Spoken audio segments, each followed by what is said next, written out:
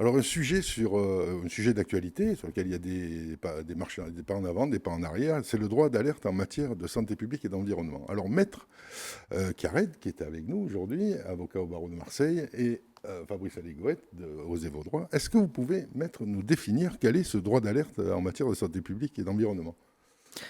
Alors, je vais surtout le définir en réalité par analogie du droit d'alerte qui existe aujourd'hui en matière de droit du travail, et qui a d'ailleurs pendant longtemps et qui a ému, on va dire, la communauté des employeurs et des salariés, puisque le lanceur d'alerte en matière de santé publique et environnement va certainement avoir un statut, on va dire, similaire au lanceur d'alerte qui existe aujourd'hui dans les dispositions du Code du travail, en réalité, et qui permet à tout salarié d'alerter en présence, alors je vais le dire pour l'instant, en présence d'une anomalie ou d'un dysfonctionnement.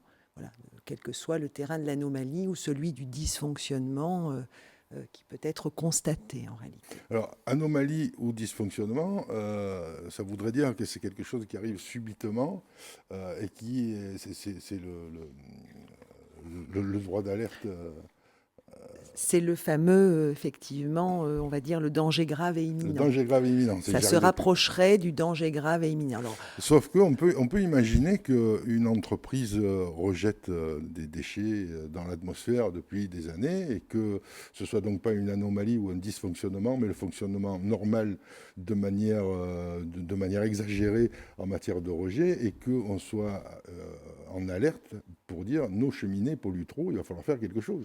absolument. Et ce d'autant qu'en réalité, ce qui souvent est alerté, c'est que même si on sait qu'on pollue un peu trop, c'est surtout qu'on a peut-être aussi tendance à ne pas clairement, comment dirais-je, j'ose pas dire dissimuler qu'on pollue autant, en fait. C'est ça l'alerte, en fait. Le lanceur d'alerte, c'est celui qui, en réalité, à un moment donné, va avoir connaissance d'événements qui ne s'inscrivent pas dans le déroulement normal de l'activité.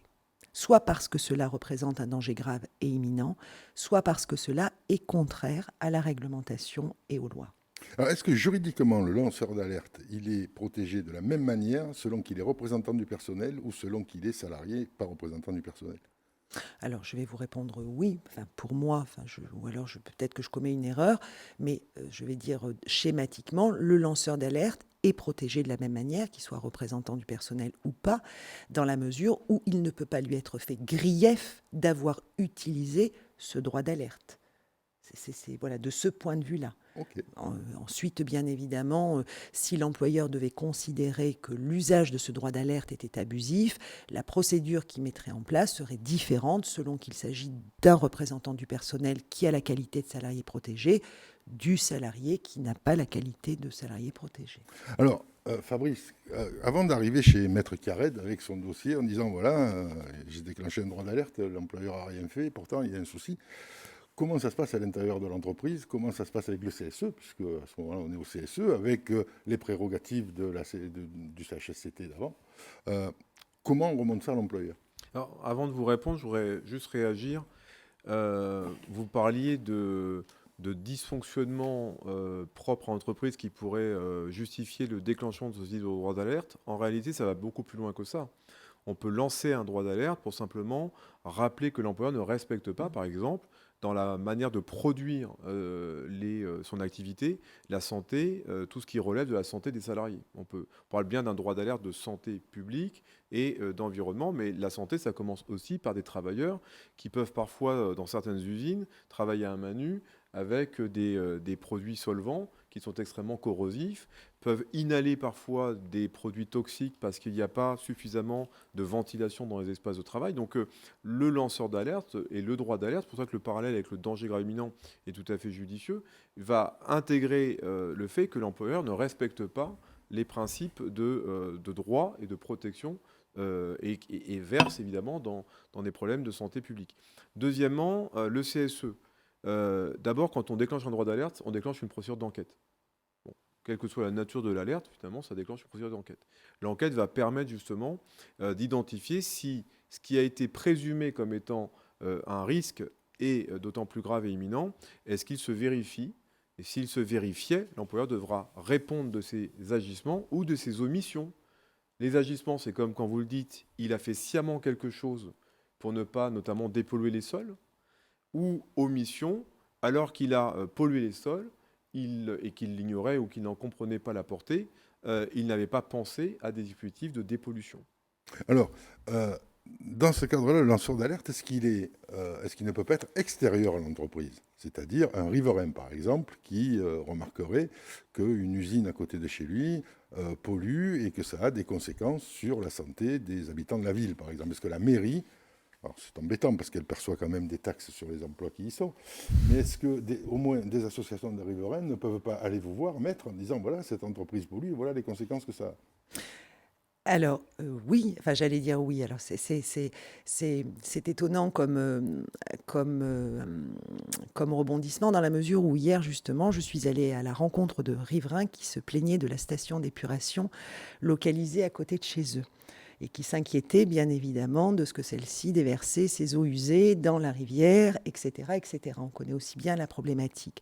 Donc oui, ils peuvent venir me voir, mais la réparation, le processus, c'est pas une question de réparation. D'ailleurs, le processus n'est pas celui du lanceur d'alerte tel qu'il est défini par les textes. Ils ne sont pas lanceurs d'alerte. Ils s'inquiètent effectivement, mais là on intègre un autre, on va dire, c'est une autre voie. C'est-à-dire, oui, on va alerter, bien évidemment, sur les risques, les craintes, mais on n'est pas dans la protection du lanceur d'alerte telle qu'elle est organisée aujourd'hui par le Code du travail ou telle qu'elle va l'être de manière définitive par la santé publique. Est-ce que le CSE ne peut pas justement aller voir les riverains quand ils ont cette conscience-là et qu'ils veulent avoir des éléments supplémentaires à amener en réunion de CSE pour dire au patron, voilà ce qui se passe et voilà les conséquences qu'on a relevées sur l'environnement? Est-ce que ça, c'est des choses qui sont faisables? Bon, normalement, le périmètre du CSE, il est circonscrit à l'entreprise et aux salariés. Donc non, moi, je déconseillerais évidemment d'aller voir, en faisant du porte-à-porte, des personnes autour de l'entreprise pour leur dire l'inquiétude d'ailleurs qu'auraient les élus sur les méthodes de production de leur environnement de travail, parce que ce serait aussi rendre public des choses qui peuvent aussi être apparentées confidentielles. Donc non, là, on prendrait évidemment un risque. Que par contre, et ça peut avoir des conséquences aussi dramatiques pour les élus, qu'ils se saisissent par exemple de la presse, parce qu'on sait que la médiatisation parfois peut faire bouger les lignes, bon, et qu'ils versent à un journaliste quelques indiscrétions sur des risques dont ils ont été témoins, pourquoi pas? Là, on est dans quelque chose qui est assez coutumier dans pas mal de secteurs d'activité. Après, c'est jamais sans risque, et c'est jamais sans conséquence. Un employeur pourrait tout à fait reprocher à un salarié d'avoir donné des informations à une tierce personne sans autorisation. Et vous, c'est des informations que vous n'utiliseriez pas dans un dossier d'entreprise où les élus viendraient vous voir en disant on a alerté l'employeur, il ne veut rien faire, on a fait une enquête de voisinage et voilà d'ailleurs les conséquences de l'alerte qu'on lance depuis une ou deux réunions. Alors, j'allais dire que ça serait finalement un élément accessoire. C'est-à-dire que je reviens à ce qui vient d'être dit. Ce qui est important, c'est sur la personne du salarié dans le périmètre de l'entreprise. C'est-à-dire que quand j'entends qu'aujourd'hui, il y aurait éventuellement des gens qui travailleraient à main nue dans des produits corrosifs, je m'inquiète très vite.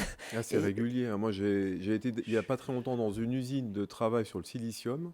Donc, ils font ce qu'on appelle ils travaillent sur la recomposition du silicium. Donc, c'est des gros cailloux qui sont cassés. Ensuite, ils mettent des solvants, ils sont recomposés. Tout ça se fait sans masque, sans casque, sans chaussures de sécurité. Et quand on demande aux salariés pourquoi ils ne sont pas équipés, ils nous disent on n'a qu'une tenue pour l'année. Et si on la dégrade, on est obligé de la rembourser. bien. Alors, Est-ce qu'on doit leur donner tout de suite vos coordonnées? est-ce que... Non, mais c'est important. C'est-à-dire qu'on n'est Non, pas non, dans le mais monde des bisounours. Non, mais j'entends et j'en suis très inquiète parce que je ne pensais pas que c'était encore possible à l'ère effectivement de la responsabilité Ouais, on sociale fait des et économies ou sur tout. sociétale des Ouais. entreprises. Donc, Bon, c'est des très entreprises qui inquiète. ont 30, 40 ans, 50 ans d'existence, avec des directions qui changent, des consortiums aussi qui changent, parce que c'est une entreprise vraiment, qui a été rachetée 5 fois dans son existence, et puis par des corporations étrangères qui n'ont pas le souci d'appliquer le droit du travail français. Alors là, Bien. peut-être qu'il y a un travail de mise à jour, de formation de l'employeur sur le droit du travail. Une formation même des actionnaires. Parce que ceux qui c'est une entreprise qui gagne beaucoup d'argent les bénéfices échappent au contrôle, notamment des dirigeants français, puisqu'ils sont aspirés directement par tout ce qui est actionnaire, qui eux sont à l'étranger. Et quand vous avez une entreprise qui tombe en ruine, alors qu'on lui affecte des obligations de productivité qui sont en croissance, il y a un vrai problème d'équilibre et de respect de la condition humaine.